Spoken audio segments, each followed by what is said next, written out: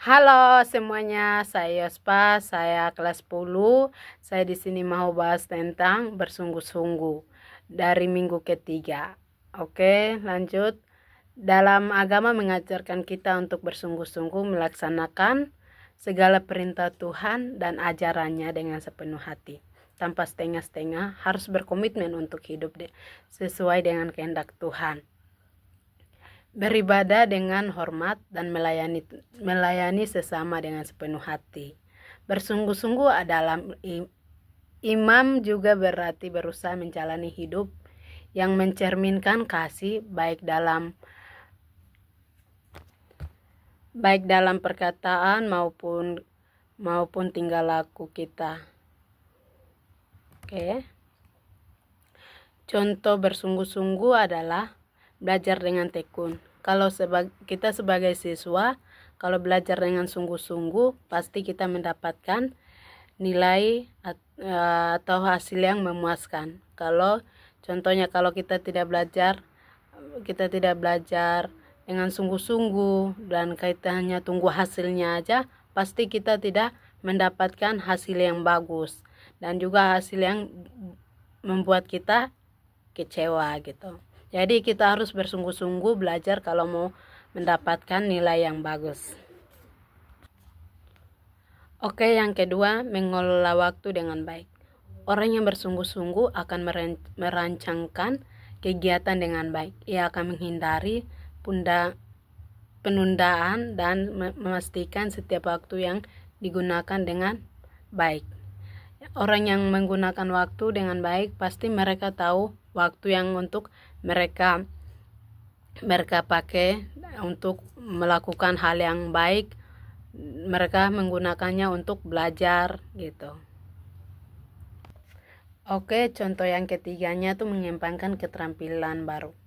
Seseorang yang ingin menguasai keterampilan baru, sepertinya bermain dalam alat musik atau belajar bahasa. Pasti mereka berlatihan setiap hari, sumber belajar tambahan dari YouTube, dari mana ketika guru kasih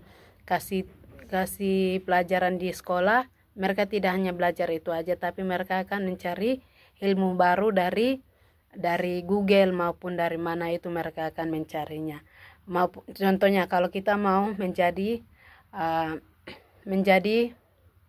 terkenal menjadi main alat musik, pastinya kita harus latihan dengan sungguh-sungguh, tidak dengan bersungut-sungut. Kalau kita latihan dengan bersungut-sungut, pastinya kita mendapatkan hasil yang tidak memuaskan gitu. Jadi kita harus berlatihan dengan sungguh-sungguh.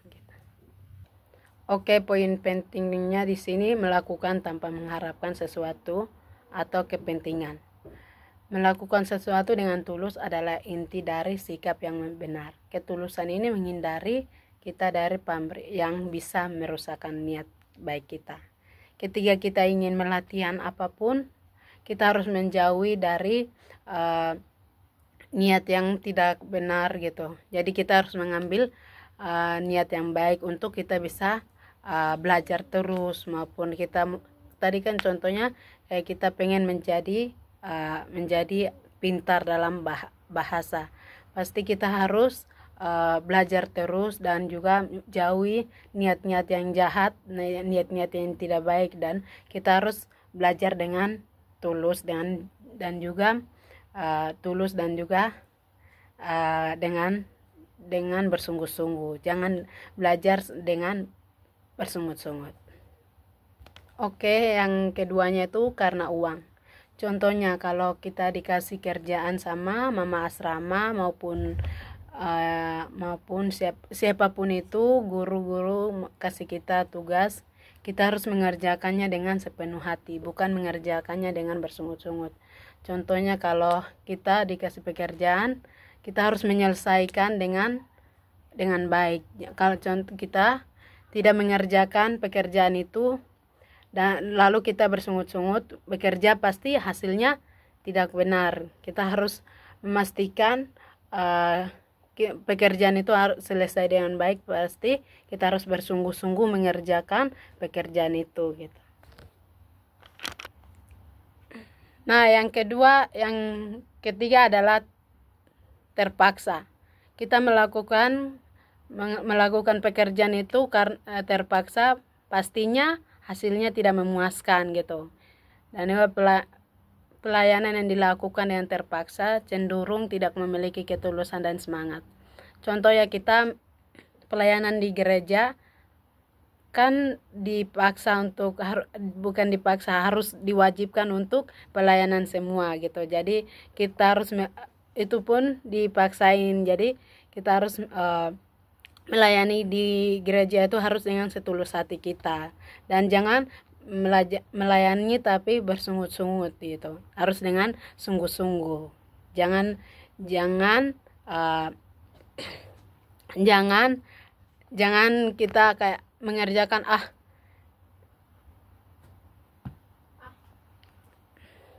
Oke, yang keempat adalah berjerih payah. Ayat ini mengajarkan kita untuk berjuang menjalani kehidupan Kristus. Ini berarti tekun dan giat dalam segala hal yang kita lakukan untuk Tuhan, bukan untuk manusia gitu. Jadi apapun yang pekerjaan yang kita kerjakan, walaupun kita disuruh sama mama asrama, tapi itu kita mengerjakannya untuk Tuhan gitu. Jadi kita harus bersungguh-sungguh mengerjakannya, bukan bersungut-sungut. Oke, bertekun dalam firman Tuhan.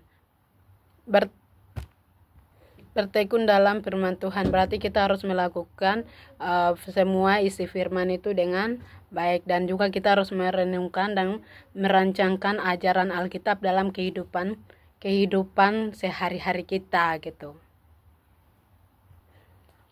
Oke, yang keenam adalah semakin besar semakin dewasa.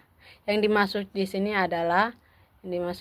adalah semakin kita besar, semakin kita dewasa, pasti kita mendapatkan tanggung jawab yang paling besar. Jadi kita harus mengerjakan tanggung jawab dari kecil apapun, kita harus mengerjakannya dengan habis dan juga dengan selesai. Jangan bersungut-sungut. Ketika kita dapat pekerjaan yang besar, kita tidak perlu lagi bersungut-sungut, tapi kita melakukannya dengan bersungguh-sungguh. Oke, yang ketujuh adalah mengatasi kesalahan. Mengatasi kesalahan adalah bagian penting dalam bertumbuh.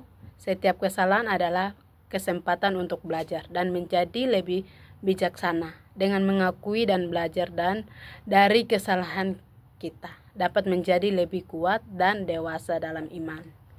Jadi ketika kita memperbaiki kesalahan kita, pasti kita melakukan pekerjaan apa, dan kita harus bijaksana untuk mengatasi kesalahan kita. Oke, kesimpulannya adalah berfokus pada kehidupan rohani yang diberikan dampak kekal, mengutamakan pengharapan pada Kristus yang memberikan kehidupan sejati, dan menjadi teladan dalam iman agar dapat melayani adalah kunci untuk menjalani hidup yang memuliakan Tuhan dan menjadi contoh bagi orang lain. Jadi kita harus mengerjakan pekerjaannya dengan sungguh-sungguh. Kita harus melakukannya dengan sungguh-sungguh. Kita mengerjakan apapun itu bukan untuk manusia, tapi kita mengerjakannya untuk Tuhan. Oke. Yang saya sampaikan sampai di sini. Terima kasih buat teman-teman semuanya. Bye bye.